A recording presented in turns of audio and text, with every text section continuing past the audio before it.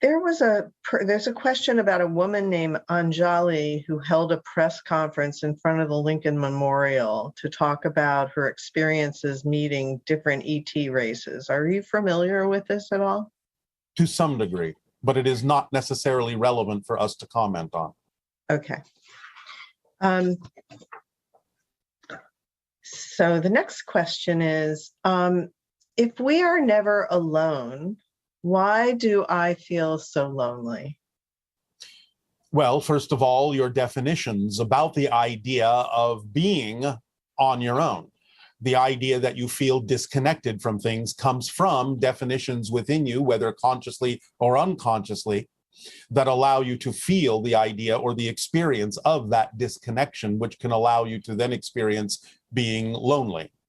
So the idea is to get in touch with your belief systems, to understand you're always connected. Now, this doesn't mean you will always be aware of the connections, and you have to be okay with that, because in many cases, you have to go through whatever processes are necessary for you to learn as an individual. But just because you are learning these things as an individual and don't necessarily sense the presence of others all the time, or even most of the time, doesn't mean they're not there to help you. Please do understand that it doesn't mean that when you have help, you're going to hear that help or perceive that help in necessarily any gigantic way or obvious way, because the idea is that your guides are allowing you to learn how to be your own best guide.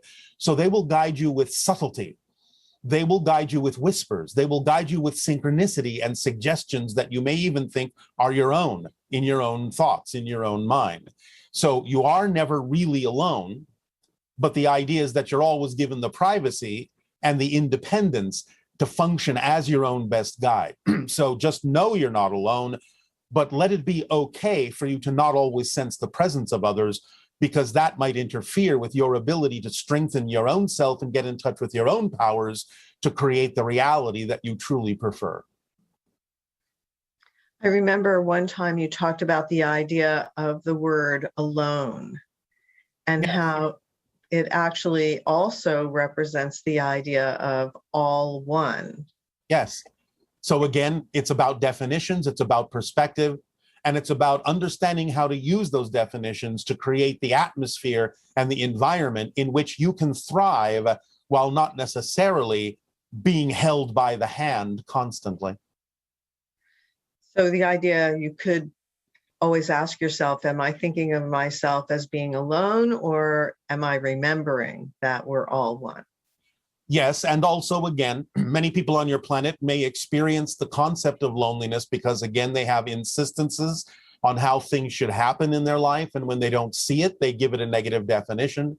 They may insist on the idea of having certain kinds or attracting certain kinds of relationships, and when they don't see them, they feel that they have been abandoned. But all these things come from belief systems within you that you really need to get in touch with, really need to let go of, so that you can change what you feel. Because remember, all feelings stem from something you define and believe to be true. There's no such thing as a feeling existing in a vacuum. It has to come from something you believe in to begin with. So get honest, get deep, get transparent in your self-examination, and truly let go of those fear-based beliefs and insistences that you may not even know you're holding on to, but which are the only things that can create the experience that you're describing as loneliness.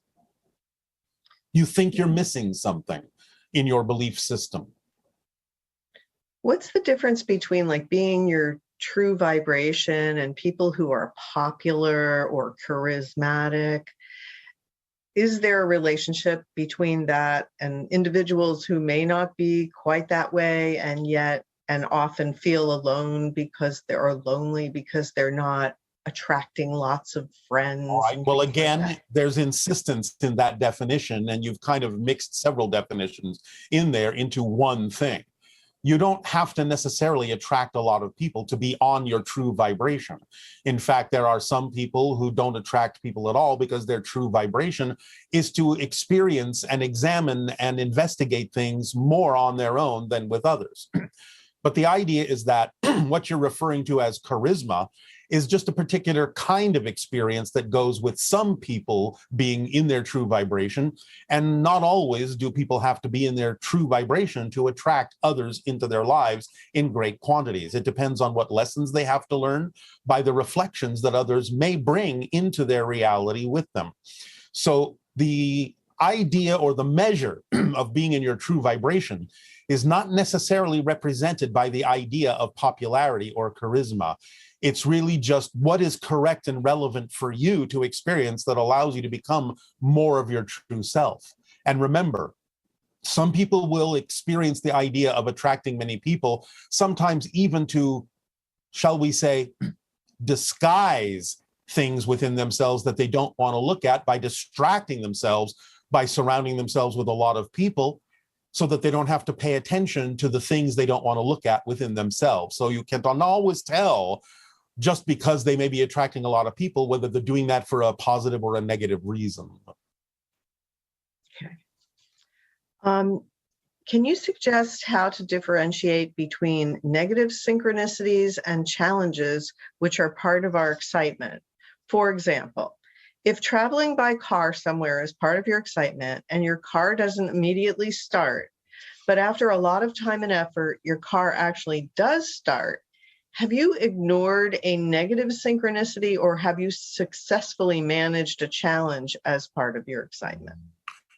It may be either. You have to, again, investigate yourself to understand. But then again, there are things that may occur that you may never understand directly. For example, I can give you the illustration that the car not starting right away may actually have prevented you from getting into an accident.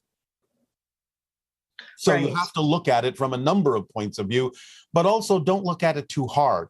Just go with the flow of the way it happens, remaining in a positive state, and you will then get the benefit from it. You will not always know why synchronicity manifests in the way that it does, but you can always take the time to check within yourself to make sure it's not the product of resistance within you to your natural self or to something that you attempt to do. But if you're clear that it's not, then just go with the flow of the way synchronicity presents you the opportunity to move forward. Why do we need to experience negativity and suffering? Why did we choose to incarnate in a world where there is so much suffering? Why not just stay in heaven? You can choose to do that, but obviously you want to discover something new and you want to be of assistance in helping people learn to transform the idea of the negativity and suffering and pain into something that is more representative of joy and harmony and ecstasy. So the idea is that you chose to be of service. You chose to learn these ideas so that you could help others. So put that learning into action. Help others learn how to let go of pain and suffering and transform themselves into more joy and harmony by getting in touch with the belief systems that they're holding on to that is causing the resistance, which causes the pain and the suffering, or the definitions that they are holding on to that don't allow them to be themselves. The idea of remaining in heaven is all well and good in spirit, as you say, but there are only certain things that can be experienced in the physical reality experience. Forgetting yourself in order to remember who you are from a new point of view allows you to expand and grow in ways that you can't when you're in a more timeless state. So the idea is that it is a challenging experience, certainly, but it's one absolutely rich with potential to discover new points of view, new experiences, new understandings of all that is and all the ways it can experience itself to be through you. Okay. We could simply add the analogy, why do your people go to amusement parks and go on scary rides like roller coasters?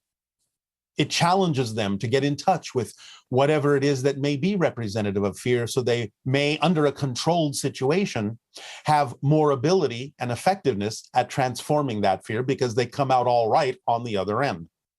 So you could use that simple analogy for the idea that you've decided to go on a huge roller coaster ride, knowing that as an indestructible spirit, you're going to come out all right on the other end anyway.